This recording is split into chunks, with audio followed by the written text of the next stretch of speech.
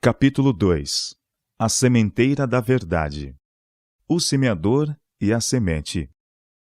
Pela parábola do semeador, ilustra Cristo as coisas do reino dos céus e a obra do grande lavrador para o seu povo. Como um semeador no campo, assim ele veio também para espalhar a semente celestial da verdade. E seu ensino por parábolas era a semente, com a qual as mais preciosas verdades de sua graça foram disseminadas. Por sua simplicidade, a parábola do semeador não tem sido apreciada como devia. Da semente natural que é lançada na terra, Cristo deseja dirigir-nos o Espírito para a semente do Evangelho, cuja semeadura resulta em reconduzir o homem à lealdade para com Deus. Ele que deu a parábola da pequena semente é o soberano do céu, e as mesmas leis que regem o semear da semente terrena regem o semear das sementes da verdade. Tinha-se aglomerado junto ao mar da Galileia uma multidão curiosa e expectante para ver e ouvir a Jesus. Lá havia doentes que estavam deitados em leitos e esperavam para apresentar-lhe seu caso.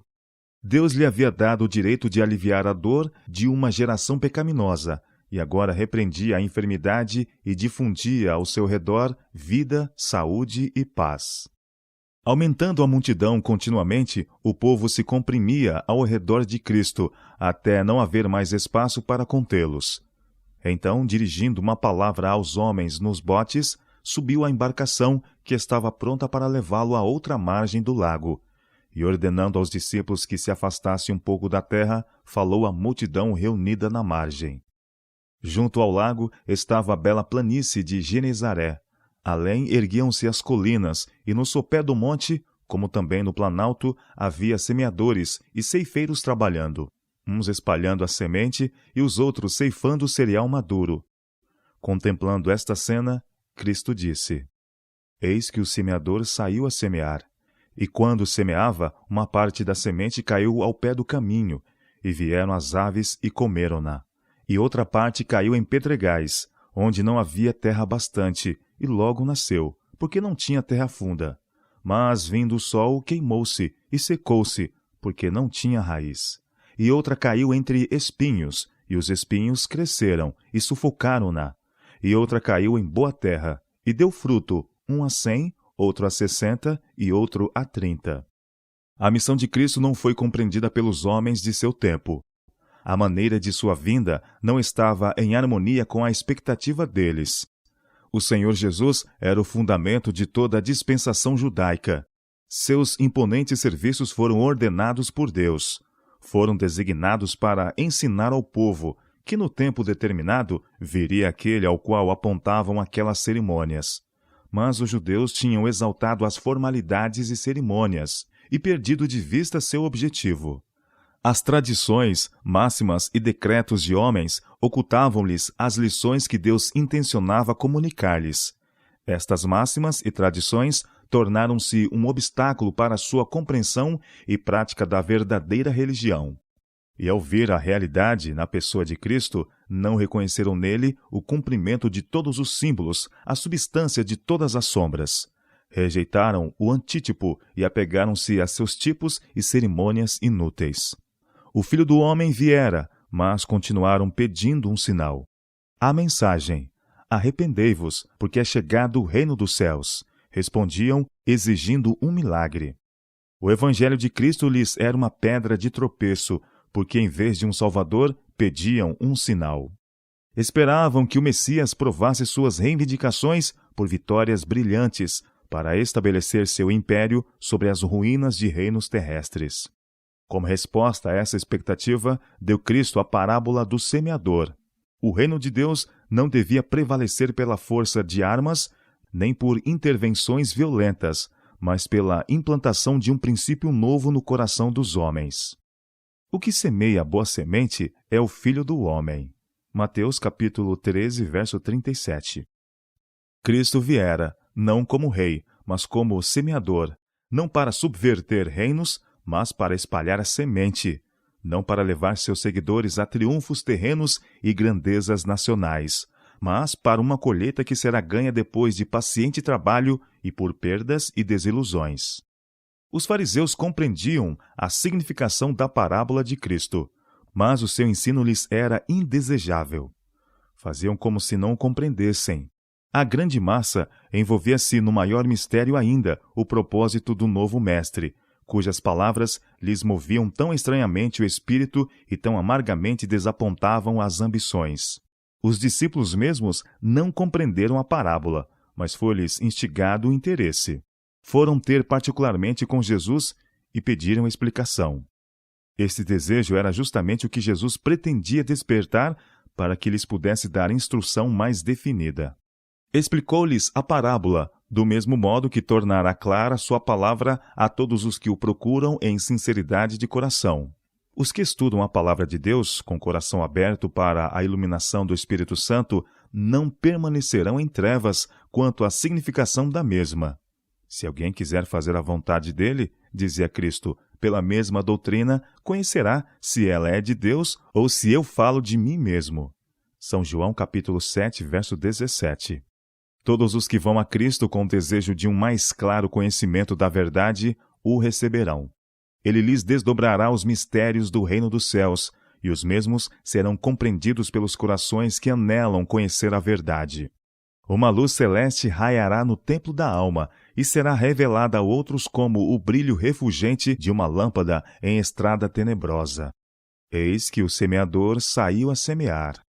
No Oriente, tão incertas eram as circunstâncias e as violências tão grande perigo ocasionavam que o povo morava principalmente em cidades muradas, e os lavradores saíam diariamente para o trabalho.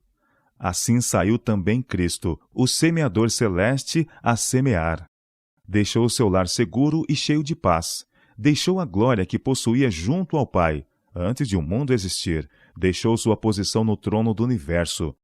Saiu como um homem sofredor e tentado. Saiu em solidão para semear em lágrimas e para regar com o próprio sangue a semente da vida para o mundo perdido. Igualmente, seus servos precisam sair para semear. Quando Abraão foi chamado para tornar-se semeador da semente da verdade, foi-lhe ordenado: sai-te da tua terra, e da tua parentela, e da casa de teu pai, para a terra que eu te mostrarei. Gênesis capítulo 12, verso 1 e Hebreus capítulo 11, verso 8. E saiu, sem saber para onde ia. Assim também recebeu Paulo a ordem divina, enquanto orava no templo em Jerusalém. Vai, porque hei de enviar-te aos gentios de longe. Atos capítulo 22, verso 21. Assim todos os que são chamados para unir-se a Cristo precisam deixar tudo para segui-lo. Velhas relações precisam ser cortadas, planos de vida abandonados, esperanças terreais renunciadas. Com trabalho e lágrima, na solidão e por sacrifício, deve a semente ser lançada. O semeador semeia a palavra. Cristo veio para semear o mundo com a verdade. Durante todo o tempo, desde a queda do homem, tem Satanás lançado a semente do erro. Por uma mentira, ganhou domínio sobre os homens, e da mesma maneira trabalha ainda para subverter o reino de Deus na terra e submeter os homens a seu poderio. Como semeador de um mundo mais elevado, veio Cristo para lançar as sementes da verdade. Ele, que tomou parte no conselho de Deus e morou no mais íntimo santuário do Eterno, podia dar aos homens os puros princípios da verdade. Desde a queda do homem, Cristo tem sido o revelador da verdade ao mundo. Por ele foi transmitida ao homem a semente incorruptível, a palavra de Deus, viva e que permanece para sempre. 1 Pedro capítulo 1, verso 23. Naquela primeira promessa dada no Éden, à raça decaída, Cristo lançava a semente do Evangelho. Mas a parábola do semeador aplica-se especialmente a seu ministério pessoal entre os homens e à obra que ele assim estabeleceu. A palavra de Deus é a semente. Toda semente tem em si um princípio germinativo. Nela está contida a vida da planta. Do mesmo modo, a vida na palavra de Deus. Cristo diz: as palavras que eu vos disse são espírito e vida. Quem ouve a minha palavra e crê naquele que me enviou, tem a vida eterna. São João capítulo 6, verso 63 e capítulo 5, verso 24.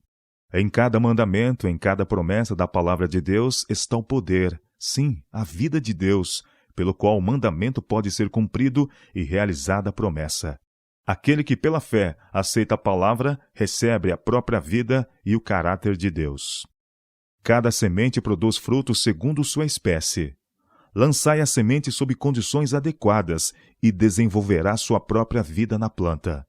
Recebei na alma, pela fé, a incorruptível semente da palavra, e ela produzirá caráter e vida à semelhança do caráter e vida de Deus. Os mestres de Israel não disseminavam a semente da palavra de Deus. A obra de Cristo como mestre da verdade estava em notável contraste com as dos rabinos de seu tempo. Eles se firmavam sobre tradições, teorias humanas e especulações. Muitas vezes, aquilo que os homens tinham ensinado ou escrito sobre a palavra, colocavam no lugar da própria palavra. Seus ensinos não tinham poder para refrigerar a alma. O tema das pregações e ensinamentos de Cristo era a palavra de Deus. Respondia a interlocutores como simples, está escrito. Que diz a Escritura? Como lês? Em cada oportunidade, quando era despertado o interesse por um amigo ou adversário, lançava a semente da palavra. Ele, que é o caminho, a verdade e a vida, ele que é o próprio Verbo vivo, aponta as Escrituras e diz, são elas que de mim testificam. E começando por Moisés e por todos os profetas, explicava-lhes o que dele se achava em todas as Escrituras. João capítulo 5, verso 39 e Lucas capítulo 24, verso 27. Os servos de Cristo devem fazer a mesma obra. Em nosso tempo, como na antiguidade, as verdades vitais da palavra de Deus são substituídas por teorias e especulações humanas.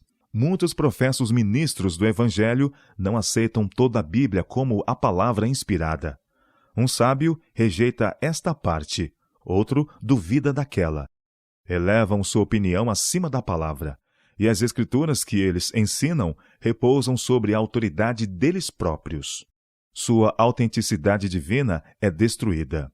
Deste modo, é semeada largamente a semente da incredulidade, porque o povo é confundido e não sabe o que crer. Há muitas crenças que a mente não tem o direito de entreter. Nos dias de Cristo, os rabinos forçavam uma construção mística sobre muitas porções das Escrituras. Porque os claros ensinos da palavra de Deus lhes condenavam às práticas, procuravam destruir-lhes à força. O mesmo acontece hoje em dia. Deixa-se parecer a palavra de Deus cheia de mistérios e trevas para desculpar as transgressões de sua lei. Em seus dias, Cristo censurava essas práticas. Ensinava que a palavra de Deus deve ser compreendida por todos. Apontava as Escrituras como de autoridade inquestionável. E devemos fazer o mesmo. A Bíblia deve ser apresentada como a palavra do Deus infinito, como o termo de toda polêmica e o fundamento de toda fé. A Bíblia tem sido espoliada de seu poder, e vemos a consequência no abaixamento do tom da vida espiritual. Nos sermões de muitos púlpitos de hoje, não há aquela divina manifestação que desperta a consciência e dá vida à alma. Os ouvintes não podem dizer, porventura, não ardia em nós o nosso coração quando pelo caminho nos falava e quando nos abria as Escrituras? Lucas capítulo 24, verso 32. Há muitos que estão clamando pelo Deus vivo e anseiam a presença divina. Teorias filosóficas ou composições literárias, embora brilhantes, não podem satisfazer o coração. As afirmações e descobrimentos dos homens não têm valor algum. Fale a palavra de Deus ao povo. Os que só ouviram tradições, teorias e máximas humanas, ouçam a voz daquele cuja palavra pode renovar a alma para a vida eterna. O tema predileto de Cristo era o amor paterno e a abundante graça de Deus. Demorava-se muito sobre a santidade de seu caráter e de sua lei, e apresentou-se a si mesmo aos homens como o caminho, a verdade e a vida. Sejam estes os temas dos ministros de Cristo. Anunciai a verdade como é em Jesus. Explicai as reivindicações da lei e do Evangelho. Contai ao povo da vida de renúncia e sacrifício de Cristo, de sua humilhação e morte, de sua ressurreição e ascensão, de sua intercessão por eles na corte de Deus, de sua promessa: virei outra vez e vos levarei para mim mesmo. João capítulo 14, verso 3. Em vez de disputar sobre teorias errôneas ou procurar combater os oponentes do Evangelho, segui o exemplo de Cristo. Reavivai as sãs verdades do tesouro de Deus. Pregai a palavra. Semeai sobre todas as águas, em tempo ou fora de tempo. Aquele em quem está a minha palavra, fale a minha palavra com verdade. Que tem a palha com o trigo, diz o Senhor. Toda a palavra de Deus é pura. Nada acrescentes às suas palavras, para que não te repreenda e sejas achado mentiroso. 2 Timóteo capítulo 4, verso 2, Isaías capítulo 32, verso 20, Jeremias capítulo 23, verso 28 e Provérbios capítulo 30, versos 5 e 6. O semeador semeia a palavra. Eis exposto o grande princípio que deve fundamentar toda a obra educacional. A semente é a palavra de Deus, mas, em muitíssimas escolas de nossos dias, a palavra de Deus é posta de lado. Outros assuntos ocupam a mente. O estudo de autores incrédulos tem parte preponderante em nosso sistema educacional. Sentimentos sépticos estão entretecidos com a matéria dos livros escolares. Pesquisas científicas tornam-se ilusórias porque seus descobrimentos são mal interpretados e pervertidos. A palavra de Deus é comparada aos supostos ensinos da ciência e reputada incerta e indigna de confiança. Assim é implantada no espírito dos jovens a semente da dúvida e no tempo da tentação germina. Ao perder a fé na palavra de Deus, a alma não tem guia, nem salvaguarda. Os jovens são levados a caminhos que desviam de Deus e da vida eterna. A esta causa pode, em elevado grau, ser atribuída a iniquidade difundida no mundo hoje em dia. Quando a palavra de Deus é posta de lado, é rejeitado também seu poder de refrear as paixões pecaminosas do coração natural. Os homens semeiam na carne, e da carne colhem a corrupção. Eis também a grande causa de fraqueza e ineficiência mental. Desviando-se da palavra de Deus, para alimentar-se nos escritos de homens não inspirados, o espírito se avilta e rebaixa. Não é levado em contato com os profundos e amplos princípios da verdade eterna. A inteligência adapta-se à compreensão das coisas que lhe são familiares, e nesta devoção às coisas finitas, ela é debilitada, seu poder limitado, e no decorrer de algum tempo torna-se inapta para se expandir. Tudo isso é educação falsa. Deveria ser o cuidado de todo professor fixar o espírito do jovem sobre as grandes verdades da palavra inspirada. Esta é a educação essencial para esta vida e para a vindoura. Não se pense que isto impedirá o estudo das ciências ou causará norma medíocre de educação. O conhecimento de Deus é tão alto quanto o céu e tão vasto quanto o universo. Nada é tão enobrecedor nem tão vigorizador como o estudo dos grandes temas que concernem a nossa vida eterna. Procure a juventude compreender estas verdades doadas por Deus, expandir-se-lhe-á a mente e fortificar-se-á neste esforço. Levará todo aluno que é obrador da palavra a um mais amplo campo de pensamento e ser-lhe-á assegurado um tesouro de sabedoria que é imperecível. A educação adquirida pelo esquadrinhar das Escrituras consiste no conhecimento experimental do plano da salvação. Uma tal instrução restaurará a imagem de Deus na alma, fortalecerá e firmará o espírito contra tentações e habilitará o estudante a tornar-se coobreiro de Cristo em sua misericordiosa missão ao mundo.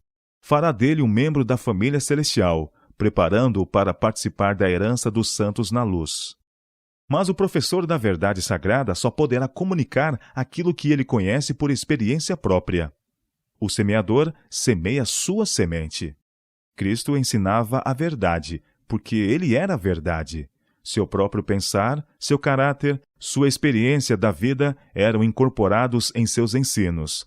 Assim também é com seus servos. Os que querem ensinar a palavra de Deus precisam apropriar-se dela pela experiência pessoal. Precisam saber o que significa Cristo ser-lhes feito sabedoria, justiça, santificação e redenção. Proclamando a palavra de Deus, não devem fazê-la parecer duvidosa nem incerta.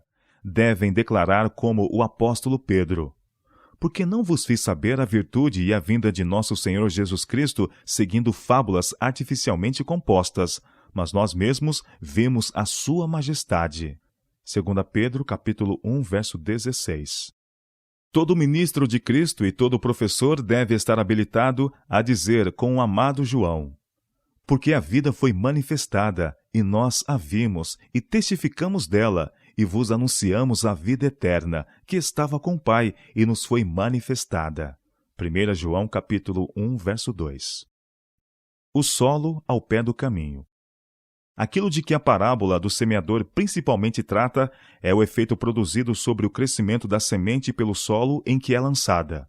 Por esta parábola, diz Jesus virtualmente a seus ouvintes: não é seguro se colocar como críticos de minha obra, ou condescender com desenganos por não corresponder às suas opiniões. A questão de maior importância para você é: como tratam minha mensagem? De sua aceitação ou rejeição da mesma depende seu destino eterno. Na explicação da semente que caiu ao pé do caminho, disse: ouvindo alguém a palavra do reino e não a entendendo, vem o maligno e arrebata o que foi semeado no seu coração. Este é o que foi semeado ao pé do caminho. A semente lançada ao pé do caminho representa a palavra de Deus quando cai no coração de um ouvinte desatento.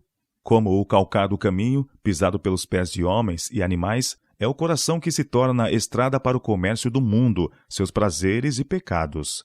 Absorvida em suas aspirações egoístas e com descendência pecaminosa, a alma se endurece pelo engano do pecado. As faculdades espirituais são enfraquecidas. O homem ouve sim a palavra, mas não a entende. Não discerne que ela se aplica a ele próprio. Não reconhece suas necessidades nem seu perigo. Não percebe o amor de Cristo e passa pela mensagem de sua graça como alguma coisa que não lhe diz respeito. Como os pássaros estão prontos para tirar a semente do caminho, assim também Satanás está atento para arrebatar da alma as sementes da verdade divina. Teme que a palavra de Deus possa despertar os negligentes e ter efeito sobre o coração endurecido. Satanás e seus agentes estão nas reuniões onde o evangelho é pregado. Enquanto os anjos do céu se esforçam para impressionar os corações com a palavra de Deus, o inimigo está alerta para torná-la sem efeito. Com fervor só comparável à sua maldade, procura frustrar a obra do Espírito de Deus. Enquanto Cristo, pelo seu amor, atrai a alma, Satanás procura desviar a atenção daquele que é movido a buscar o Salvador. Preocupa a mente com projetos mundanos, instiga a crítica ou insinua dúvida e incredulidade.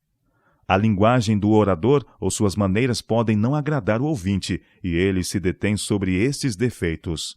Assim, a verdade de que carecem e que Deus lhes enviou tão graciosamente não causa impressão duradoura. Satanás tem muitos auxiliares. Muitos que se dizem cristãos ajudam o tentador a tirar de outros as sementes da verdade. Muitos que ouvem a pregação da palavra de Deus fazem-na em casa objeto de crítica. Ajuizam sobre a pregação como se estivesse dando opinião sobre um discurso ou a respeito de um orador político. A mensagem que deve ser considerada, a palavra do Senhor para eles, é discutida com comentários frívolos e sarcásticos. O caráter, motivos e atos do pregador, como também o procedimento dos membros da congregação, são discutidos livremente. Pronuncia-se crítica cruel, calúnias e boatos são repetidos, e tudo isso aos ouvidos de não conversos. Muitas vezes, estas coisas são faladas pelos pais ao ouvido dos próprios filhos. Deste modo, destrói-se o respeito aos mensageiros de Deus e a reverência à sua mensagem, e muitos são ensinados a considerar levianamente a própria palavra de Deus. Assim, nos lares de professos cristãos, são educados muitos jovens de modo a se tornarem incrédulos, e os pais perguntam por que os filhos possuem tão pouco interesse no Evangelho e estão tão prontos para duvidar da verdade da Bíblia. Admiram-se de que seja tão difícil alcançá-los com influências morais e religiosas. Não veem que seu próprio exemplo endureceu o coração dos filhos. A boa semente não acha lugar para se enraizar, e Satanás a arrebata. No pedregal. Porém, o que foi semeado em pedregais é o que ouve a palavra, e logo a recebe com alegria, mas não tem raiz em si mesmo, antes é de pouca duração, e chegada a angústia e a perseguição por causa da palavra, logo se ofende. A semente lançada no pedregal encontra solo pouco profundo. A planta brota rapidamente, mas as raízes não podem penetrar no rochedo a fim de obter nutrição para sustentar seu crescimento e logo perece. Muitos que professam religião são ouvintes de pedregais. Como a rocha está sob o sedimento da terra, está o egoísmo próprio do coração natural sob os bons desejos e aspirações. O amor ao próprio eu não está subjugado. Ainda não viram a extraordinária iniquidade do pecado, e o coração não está humilhado pelo sentimento de culpabilidade. Esta classe pode ser convencida com facilidade e parecer de promissores conversos, mas só possuem religião superficial. Não é por aceitarem a palavra imediatamente, nem por se alegrarem na mesma que os homens apostatam. Quando Mateus ouviu o chamado do Salvador, levantou-se imediatamente, deixou tudo e o seguiu. Deus quer que aceitemos a palavra divina logo que venha a nosso coração, e é justo que a recebamos com alegria. Haverá alegria no céu por um pecador que se arrepende, e há alegria na alma que crê em Cristo. Mas aqueles de quem se fala na parábola, que aceita logo a palavra, não calculam o custo, não ponderam o que deles exige a palavra de Deus. Não a confrontam diretamente com todos os seus hábitos de vida e não se submetem completamente à sua direção. As raízes da planta penetram profundamente no solo e, ocultas a nossos olhos, alimentam-lhe a vida. Assim é com os cristãos. A vida espiritual é alimentada pela união invisível da alma com Cristo, mediante a fé. Mas os ouvintes de pedregais confiam em si mesmos, em vez de confiar em Cristo. Depositam sua confiança nas boas obras e bons motivos, e estão fortes em sua própria justiça. Não estão firmes no Senhor e na força de seu poder. Esses não têm raiz em si, porque não está ligado a Cristo. O ardente sol de verão que fortifica e amadurece o grão sadio, destrói aquele que não tem raízes profundas. Assim, o que não tem raiz em si mesmo é de pouca duração. Mas, chegada a angústia e perseguição por causa da palavra, logo se ofende. Muitos aceitam o Evangelho para escapar ao sofrimento, e não para serem libertos do pecado. Regozijam-se algum tempo pensando que a religião os livrará de dificuldades e provações. Enquanto a vida decorre suavemente, podem parecer coerentes. Todavia, desfalecem sob a ardente prova da tentação. Não podem levar o opróbrio por amor de Cristo. Ofendem-se quando a palavra de Deus lhes aponta algum pecado acariciado ou exige renúncia e sacrifício. Custar-lhes-ia muito esforço fazer mudança radical de vida. Olham as desvantagens e provações presentes e esquecem as realidades eternas. Como os discípulos que deixaram a Jesus, estão também prontos para dizer: duro é este discurso, quem o pode ouvir? João capítulo 6, verso 60. Muitos há que dizem servir a Deus, mas não têm o conhecimento superficial dele. O desejo de fazer sua vontade baseia-se em suas próprias inclinações, e não na profunda convicção efetuada pelo Espírito Santo. Seu procedimento não está em harmonia com a lei de Deus. Professam aceitar a Cristo como seu Salvador, contudo não creem que lhes dará forças para vencer o pecado. Não têm relação pessoal com o Salvador vivo e seu caráter revela faltas herdadas e cultivadas. Uma coisa é aprovar de modo geral o agente do Espírito Santo, e outra, aceitar sua obra como reprovador, chamando-nos ao arrependimento. Muitos têm uma intuição de separação de Deus e de estar debaixo da servidão do pecado e do próprio eu. Esforçam-se para se reformarem, mas não crucificam o próprio eu. Não se entregam inteiramente às mãos de Cristo, procurando forças divinas para lhe fazer a vontade. Não consentem em deixar-se amoldar à semelhança divina. Reconhecem de modo geral suas imperfeições, mas não confessam particularmente cada pecado. Com cada ação errada, a velha natureza egoísta é fortalecida. A única esperança para estas almas é reconhecer em si mesmas a verdade das palavras de Cristo a Nicodemos. Necessário vos é nascer de novo. Na verdade, te digo que aquele que não nascer de novo não pode ver o reino de Deus. João capítulo 3, versos 7 e 3. Verdadeira santidade é integridade no serviço de Deus. Esta é a condição da verdadeira vida cristã. Cristo requer a entrega sem reservas, o serviço não dividido. Exige o coração, a mente, a alma e as forças. O eu não deve ser acariciado.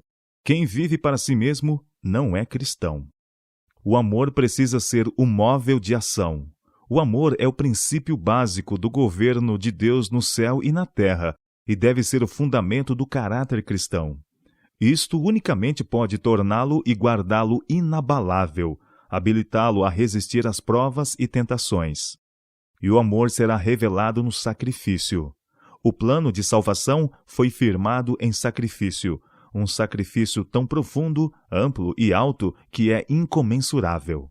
Cristo entregou tudo por nós, e os que aceitam a Cristo estarão prontos para sacrificar tudo pela causa de seu Redentor. O pensamento de sua honra e glória terá precedência sobre todas as outras coisas. Se amamos a Jesus, gostaremos de para ele viver, de apresentar-lhe nossa oferta de gratidão, de trabalhar para ele. O próprio labor será fácil. Anelaremos sofrimento, labuta e sacrifício por sua causa. Simpatizaremos com seu anseio pela salvação dos homens. Sentiremos pelos homens a mesma terna paixão que ele sentiu. Esta é a religião de Cristo. Qualquer coisa menos que isso é um engano. Nenhuma simples teoria da verdade ou profissão de discipulado salvará alma alguma. Não pertencemos a Cristo se não somos inteiramente seus. É pela indiferença na vida cristã que os homens se tornam de propósitos fracos e desejos mutáveis. O esforço de servir tanto ao eu como a Cristo faz do homem ouvinte de pedregais e não resistirá quando lhe sobrevier a provação. Entre os espinhos. E o que foi semeado entre espinhos é o que ouve a palavra, mas os cuidados deste mundo e a sedução das riquezas sufocam a palavra e fica infrutífera. A semente do evangelho cai muitas vezes entre espinhos e ervas daninhas, e se não ocorrer uma transformação moral no coração humano, e se não forem abandonados velhos hábitos e práticas da anterior vida pecaminosa, se não forem expelidos da alma os atributos de Satanás, a colheita de trigo será sufocada. Os espinhos serão a colheita e destruirão o trigo. A graça só pode florescer no coração que está sendo preparado continuamente para as preciosas sementes da verdade. Os espinhos do pecado crescem em qualquer solo, não precisam de cultivo especial. Mas a graça necessita ser cultivada cuidadosamente. A sarça e os espinhos estão sempre prontos para germinar, e a obra de purificação precisa avançar continuamente. Se o coração não for guardado sob a direção de Deus, se o Espírito Santo não refinar e enobrecer incessantemente o caráter, revelar-se-ão na vida os velhos costumes. Podem os homens professar crer no Evangelho, mas a não ser que sejam por ele santificados, nada vale sua religião. Se não obtiverem vitória sobre o pecado, este estará obtendo vitória sobre eles. Os espinhos que foram cortados, mas não desarraigados, brotam novamente até sufocar a alma. Cristo especificou as coisas que são perigosas para a alma. Como relata o Evangelho de Marcos, menciona ele os cuidados deste mundo, os enganos das riquezas e as ambições de outras coisas. O Evangelho de Lucas especifica cuidados, riquezas e deleites da vida. Estes são os que sufocam a palavra, a crescente semente espiritual. A alma cessa de extrair alimento de Cristo e extingue-se no coração a espiritualidade. Os cuidados deste mundo. Nenhuma classe está livre da tentação de cuidados deste mundo. Aos pobres, a labuta, privação e temor de pobreza trazem perplexidade e fardos. Aos ricos, vem o temor de perda e uma multidão de ansiosas preocupações. Muitos dos seguidores de Cristo esquecem as lições que ele nos ordenou aprender das flores do campo. Não confiam em sua constante providência. Cristo não pode carregar-lhes os fardos, porque não os depõe sobre ele. Portanto, os cuidados da vida, que os deveriam levar ao Salvador para receber auxílio e conforto, dele os separam. Muitos que podiam produzir frutos na obra de Deus tornam-se propensos a conquistar riquezas. Toda a sua energia é absorvida em empresas comerciais e sentem-se obrigados a desprezar as coisas de natureza espiritual. Deste modo, separam-se de Deus.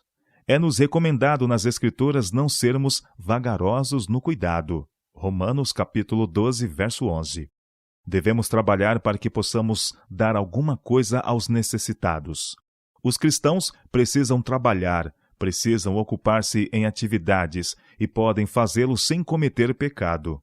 Mas muitos se tornam tão absortos em negócios que não têm tempo para orar, para estudar a Bíblia, para procurar e servir a Deus. Às vezes, os anseios da alma são pela santidade e o céu, mas não há tempo para retirar-se do tumulto do mundo, para ouvir as palavras majestosas e autorizadas do Espírito de Deus. As coisas da eternidade são tidas como secundárias e as do mundo supremas. É impossível a semente da verdade produzir fruto, porque a vida da alma é utilizada para alimentar os espinhos do mundanismo. Muitos que agem com propósito muito diferente caem no mesmo erro. Estão trabalhando para o bem de outros. Seus deveres são urgentes, muitas as responsabilidades, e permitem que sua labuta exclua a devoção. A comunhão com Deus pela oração e pelo estudo de sua palavra é negligenciada. Esquecem-se de que Cristo disse: "Sem mim, nada podeis fazer." João capítulo 15, verso 5. Caminham separados de Cristo. Sua vida não está impregnada de sua graça. E os característicos do eu são revelados. Seu serviço é manchado pelo desejo de supremacia, por traços grosseiros e intratáveis do coração insubmisso. Eis um dos principais segredos do fracasso no trabalho cristão. Esta é a razão por que o sucesso é tantas vezes insatisfatório. O engano das riquezas. O amor às riquezas tem poder apaixonante e ilusório. Muitíssimas vezes esquecem os que possuem riquezas mundanas que é Deus quem lhes dá a capacidade de obter prosperidade. Dizem: "A minha força e a fortaleza de meu braço me adquiriu este poder." Deuteronômio capítulo 8, verso 17. Em vez de despertar gratidão para com Deus, as riquezas os levam à exaltação própria. Perdem o sentimento de sua dependência de Deus e de sua obrigação para com o próximo. Em vez de considerar a riqueza como um talento a ser empregado para a glória de Deus e para o erguimento da humanidade, tem-na como meio de satisfação própria. Em vez de desenvolver no homem os atributos de Deus, as riquezas assim usadas desenvolvem nele os atributos de Satanás. A semente da palavra é sufocada pelos espinhos. E deleites da vida. Há perigo em diversão que é buscada meramente para a satisfação própria. Todos os hábitos de condescendência que debilitam as forças físicas, que enuviam a mente ou que entorpecem as percepções espirituais, são concupiscências carnais que combatem contra a alma. 1 Pedro capítulo 2, verso 11. E as ambições de outras coisas. Estas não são necessariamente coisas pecaminosas em si mesmas, mas alguma coisa a que damos o primeiro lugar em vez de ao reino de Deus. Tudo quanto desvia de Deus o espírito e aparta de Cristo as afeições é um inimigo da alma. Quando a mente é juvenil e vigorosa e susceptível de desenvolvimento rápido, há grande tentação de ser ególatra. Quando os projetos são bem-sucedidos, tem-se a tendência de continuar numa direção que amortece a consciência e impede a justa apreciação do que constitui a verdadeira excelência de caráter. Quando as circunstâncias favorecem este desenvolvimento, nota-se crescimento numa direção proibida pela palavra de Deus. Nesse período formativo da vida dos filhos, a responsabilidade dos pais é muito grande. Deve ser seu constante esforço rodear os filhos de boas influências, influências que lhes deem visão correta da vida e de seu verdadeiro êxito. Quantos pais, em vez disso, impõem-se como primeiro objetivo assegurar aos filhos prosperidade material? Todas as suas associações são escolhidas com mira a este objetivo. Muitos pais estabelecem moradia em qualquer grande cidade e introduzem os filhos na alta sociedade. Circundam-nos de influências que encorajam o mundanismo e o orgulho. Nesta atmosfera, atrofiam-se a mente e a alma. Perdem-se de vista as elevadas e nobres aspirações da vida. O privilégio de serem filhos de Deus e herdeiros da vida eterna é permutado por lucros materiais. Muitos pais procuram promover a felicidade dos filhos, satisfazendo-lhes a sede de prazeres. Permite-lhes tomar parte em esportes e participar de festinhas sociais e fornecem-lhes dinheiro para gastar livremente em ostentação e satisfação própria. Quanto mais se condescende com o desejo de prazer, tanto mais forte ele se torna. O interesse desses jovens é absorvido gradualmente no divertimento, até que chegam a considerá-lo o objetivo da vida. Formam hábitos de ociosidade e condescendência que lhes tornam quase impossível se tornarem cristãos resolutos. Mesmo a igreja, que deve ser a coluna e sustentáculo da verdade, é vista animando o amor egoísta de prazer. Quando é preciso angariar dinheiro para fins religiosos, a que meios recorrem muitas igrejas? Há bazares, ceias, leilões, até mesmo rifas e artifícios semelhantes. Muitas vezes, o lugar consagrado ao culto de Deus é profanado por comidas e bebidas, vendas e compras e toda sorte de diversões. O respeito à casa de Deus e a reverência a seu culto são diminuídos no espírito dos jovens. As barreiras da restrição própria são enfraquecidas. Apela-se para o egoísmo, o apetite, o amor de ostentação, e eles se fortalecem à medida com que os mesmos se condescende. A prossecução de prazeres e divertimentos centraliza-se nas cidades. Muitos pais que escolhem um lar na cidade para os filhos, pensando dar-lhes maiores vantagens, são desapontados, mas demasiado tarde se arrependem de seu terrível erro. As cidades de nosso tempo tornam-se depressa como Sodoma e Gomorra. Os muitos feriados animam a ociosidade.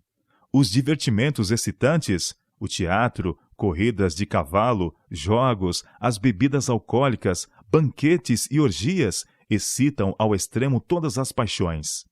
A juventude é arrastada pela corrente popular. Aqueles que aprendem a amar os divertimentos como um fim em si mesmo abrem a porta para uma onda de tentações. Entregam-se a prazeres sociais e excitações loucas, e sua relação com os amantes de prazeres tem efeito intoxicante sobre a mente. São arrastados de uma a outra forma de dissipação, até perderem não só o desejo, como a capacidade para a vida útil. Suas aspirações religiosas esfriam. A vida espiritual é obscurecida. Todas as nobres faculdades da alma, tudo que liga o homem ao mundo espiritual é rebaixado. É certo que alguns podem reconhecer sua loucura e se arrependerem. Deus pode perdoar-lhes.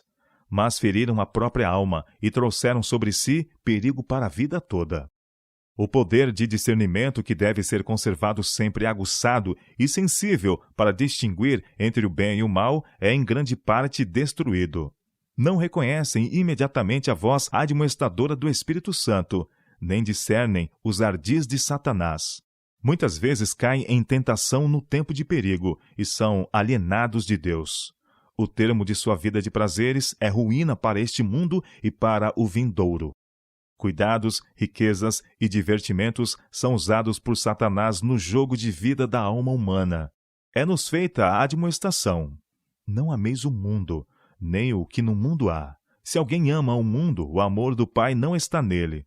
Porque tudo o que há no mundo, a concupiscência da carne, a concupiscência dos olhos e a soberba da vida, não é do Pai, mas do mundo. 1 João capítulo 2, versos 15 e 16. Aquele que lê o coração do homem como um livro aberto diz: E olhai por vós, não aconteça que os vossos corações se carreguem de glutonaria, de embriaguez e dos cuidados da vida, e venha sobre vós de improviso aquele dia. Lucas capítulo 21, verso 34. O apóstolo Paulo, pelo Espírito Santo, escreve: Mas os que querem ser ricos caem em tentação e em laço, e em muitas concupiscências loucas e nocivas, que submergem os homens na perdição e ruína. Porque o amor do dinheiro é a raiz de toda a espécie de males, e nessa cobiça alguns se desviaram da fé e se traspassaram a si mesmos com muitas dores. 1 Timóteo capítulo 6, versos 9 e 10. A preparação do solo. Cristo representa os diversos resultados da semeadura como dependentes do solo. O semeador e a semente são em cada caso os mesmos. Desta maneira nos ensina que se a palavra de Deus não executar a sua obra em nosso coração e vida, devemos em nós mesmos procurar a razão disto. Mas o resultado não está além de nosso controle. É certo que não podemos transformar-nos, mas temos o poder de escolha e depende de nós o que queremos ser. Ou com os pedregais, ou com o chão cheio de espinhos, não precisam permanecer assim. O Espírito de Deus procura continuamente quebrar o encanto da enfatuação que mantém os homens absortos em coisas mundanas e despertar anelo pelo tesouro imperecível. Resistindo os homens ao Espírito, tornam-se desatentos ou negligentes para com a palavra de Deus. Eles mesmos são os responsáveis pelo endurecimento do coração que impede a boa semente de enraizar-se e pelas ervas daninhas que lhe reprimem o desenvolvimento. O jardim do coração precisa ser cultivado. Precisa o solo ser sulcado por profundo arrependimento. As plantas venenosas e diabólicas devem ser arrancadas. O terreno, uma vez coberto de espinhos, só pode ser reconquistado por diligente labor. Assim, as más tendências do coração natural só podem ser vencidas por sincero esforço em nome de Jesus e por sua virtude. O Senhor nos ordena pelos profetas: lavrai para vós o campo de lavoura, e não semeeis entre espinhos. Semeai para vós em justiça, ceifai segundo a misericórdia. Jeremias capítulo 4, verso 3 e Oséias capítulo 10, verso 12. Essa obra ele deseja realizar para nós e pede-nos cooperação. Os semeadores têm uma tarefa no preparar os corações para receber o Evangelho. No ministério da palavra, há muita pregação e pouquíssimo trabalho de coração a coração. É necessário o trabalho pessoal pela salvação dos perdidos. Devemos aproximar-nos dos homens individualmente com simpatia semelhante à de Cristo e procurar despertar-lhes o interesse nas coisas da vida eterna. Os corações podem ser tão duros quanto o caminho batido e pode parecer uma tentativa inútil apresentar-lhes o Salvador. Mas, embora a lógica possa falhar em mover e o argumento seja impotente para convencer, o amor de Cristo, revelado no ministério pessoal, pode abrandar o coração imperdenido, de modo que a semente da verdade possa enraizar-se. Assim, os semeadores têm alguma coisa que fazer, para que a semente não seja sufocada pelos espinhos ou venha a perecer pela pouca profundidade do solo. Logo no início da vida cristã, deve ensinar-se aos crentes seus princípios fundamentais. Deve-se-lhes ensinar que não serão salvos somente pelo sacrifício de Cristo, mas que também devem tornar a vida de Cristo a sua vida e o caráter de Cristo o seu caráter. Ensinem-se a todos que precisam levar fardos e renunciar às inclinações naturais. Aprendam a bem-aventurança de trabalhar para Cristo, seguindo-o em renúncia e suportar como bons soldados as dificuldades. Aprendam a confiar em seu amor e lançar sobre ele os cuidados. Experimentem a alegria de ganhar almas para ele. Em sua paixão e interesse pelos perdidos, perderão de vista o eu. Os prazeres do mundo perderão o poder de atração, e seus encargos deixarão de desanimar. O arado da verdade fará sua obra. Abrirá o abandonado chão. Não cortará somente a ponta dos espinhos, mas arrancá-los-á pela raiz. Em boa terra. O semeador não há de experimentar sempre desenganos. Da semente que caiu em boa terra, o Salvador disse: é o que ouve e compreende a palavra, e dá fruto. A um produz 100, outro 60 e outro 30. E a que caiu em boa terra, esses são os que, ouvindo a palavra, a conservam num coração honesto e bom, e dão fruto com perseverança. O coração honesto e bom, da qual fala a parábola, não é um coração sem pecado, pois o Evangelho deve ser pregado aos perdidos. Cristo disse: eu não vim chamar os justos, mas sim os pecadores. Marcos capítulo 2, verso 17. Quem se rende à convicção do Espírito Santo é o que tem coração honesto. Reconhece sua culpa e sente-se necessitado da misericórdia e do amor de Deus. Tem desejo sincero de conhecer a verdade para obedecer-lhe. O bom coração é um coração crente, que deposita fé na palavra de Deus. É impossível receber a palavra sem fé, porque é necessário que aquele que se aproxima de Deus Creia que ele existe e que é galardoador dos que o buscam. Hebreus capítulo 11, verso 6. Este é o que ouve e compreende a palavra. Os fariseus do tempo de Cristo fechavam os olhos para não ver e os ouvidos para não entender. Portanto, a palavra não podia atingir-lhes o coração. Eles deviam sofrer retribuição por sua ignorância voluntária e cegueira espontânea. Mas Cristo ensinava aos discípulos que deviam abrir a mente para a instrução e ser prontos para crer. Sobre eles pronunciou uma bênção, porque viam e ouviam com olhos e ouvidos crentes. O ouvinte da boa terra recebe a palavra, não como palavra de homens, mas, segundo é na verdade, como palavra de Deus. Somente aquele que aceita as Sagradas Escrituras, como a voz de Deus que lhe fala, é verdadeiro discípulo. Ele treme por causa da palavra divina, porque ele é uma realidade viva. Para recebê-la, abre sua inteligência e coração. Destes ouvidos eram Cornélio e seus amigos, que diziam ao apóstolo Pedro: Agora, pois, estamos todos presentes diante de Deus, para ouvir tudo quanto por Deus te é mandado. Atos capítulo 10, verso 33. O conhecimento da verdade depende não tanto da capacidade intelectual, como da pureza de propósito, da simplicidade de uma fé sincera e confiante.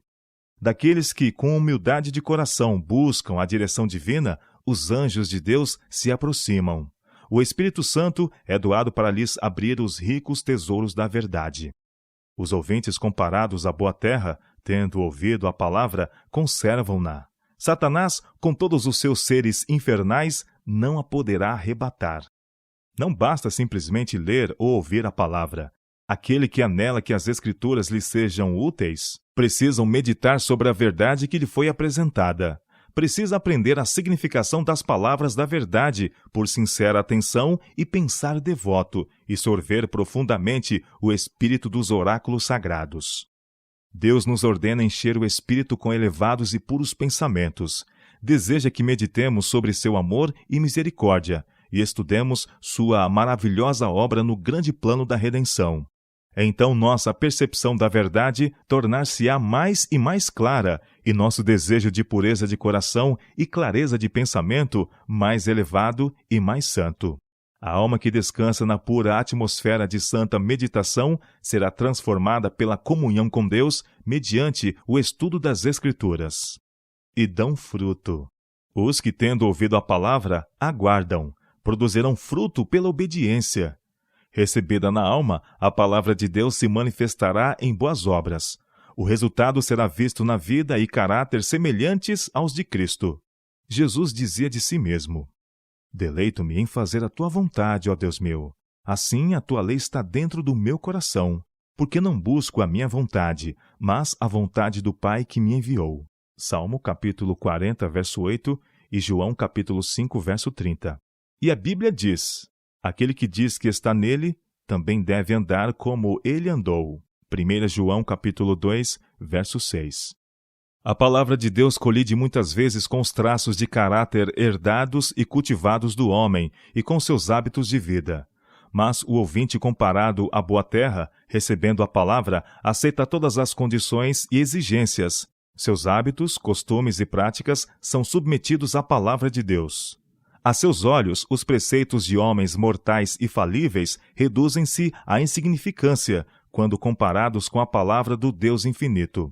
De todo o coração e com propósito não dividido, anela a vida eterna, e à custa de perdas, perseguição ou mesmo morte, obedecerá à verdade.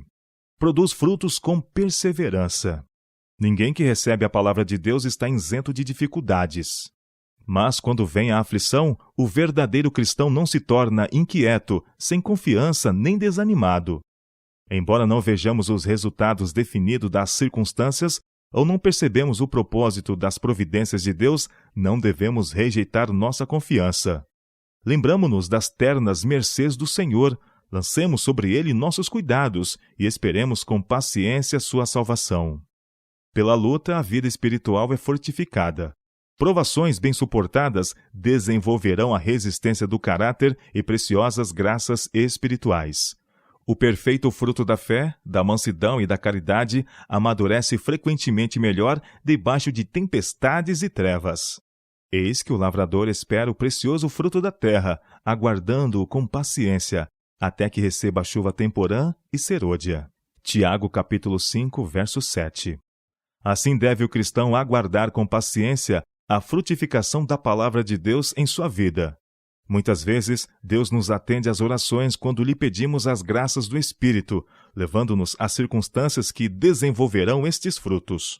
Mas não compreendemos seu propósito, assombramo-nos e desanimamos. Mas ninguém pode desenvolver estas graças a não ser pelo processo de crescimento e frutificação.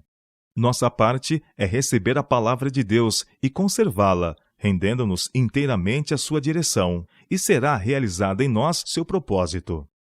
Se alguém me ama, dizia Cristo, guardará a minha palavra, e meu Pai o amará, e viremos para ele, e faremos nele morada. João capítulo 14, verso 23. O encanto de uma mente mais forte e mais perfeita pairará sobre nós, pois temos ligação viva com a fonte do poder duradouro. Em nossa vida religiosa, seremos levados em cativeiro a Jesus Cristo. Não mais viveremos a comum vida de egoísmo, mas Cristo viverá em nós. Seu caráter será reproduzido em nossa natureza. Deste modo, produziremos os frutos do Espírito Santo, uma a 30, outro a 60